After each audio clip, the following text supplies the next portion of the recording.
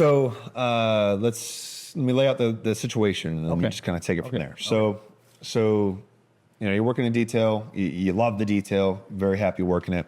Get along well with the client. You make a mistake. You make a mistake, and it's something that is a pet peeve of the client. Okay. Now, this is not a big deal. This is not a fireable offense. This is nothing that you have to go tell your boss about. It's nothing like that. But it's a pet peeve of the client, and that's what's bothering you. You feel like you need to, fall on your sword. Okay. What do you do?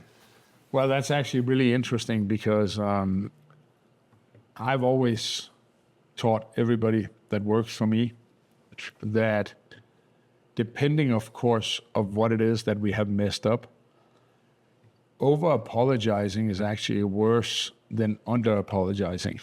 And I normally say that unless it's really bad, try never to apologize 3 times. I always, if something goes wrong, I would say, hey, I'm sorry this happened. And then I would kind of leave it at that, right then and there. Mm-hmm. Maybe I would bring it up at the end of the day or later or in conversation and go, yeah, hey, that happened earlier and I'm so sorry about that. But if you keep apologizing over and over again, especially putting it in writing and whatever else, a lot of times it becomes a way bigger problem than it really was. Right. And by making it a bigger problem than it really was, eventually everybody's going to have eyes on it. I'm not saying we should hide it. I'm not saying we should not own up and not kind of like take responsibility. I'm just saying that sometimes we got to remember that a lot of our principals are actually very reasonable people that understand that they have high demands and they have a hectic schedule and mistakes happen. I mean, I'm glad you gave me that question because I made my fair share of mistakes over the years.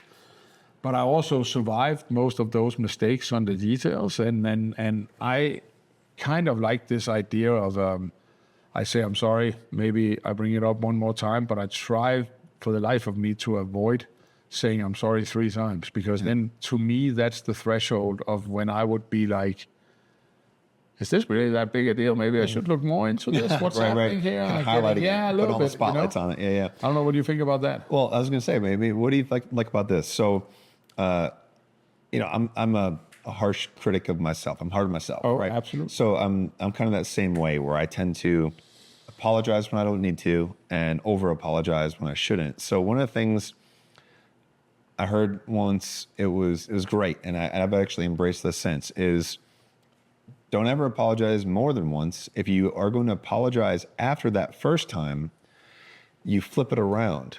So say, for example, you're late. You're sorry once. If you ever feel like it has to come up again, you thank them for their patience. Wow. You see how that works? Yeah, I definitely see how that works. I never heard that one. Actually, and I actually really like it. So, really cool. If you ever say, I'm sorry, that's it. Don't ever say I'm sorry again for it. What you do from that point on is, I really appreciate you understanding. I thank you for your patience. Because you were late or whatever it is. You flip it around and be thankful for them understanding or dealing with what you did, but only apologize once. Wow. All right. Yeah. That's smart. I like that one too. Yeah. I mean, I think both works because my whole thing is I would never say I'm sorry like two times in a row. If I feel like I would have to do it again, it would be kind of some hours in between in conversation or something like that. So I guess it's kind of the same thing, but I really like the way you said it right there, turning it around. That's a great way of doing it. Yeah, I like it. All right.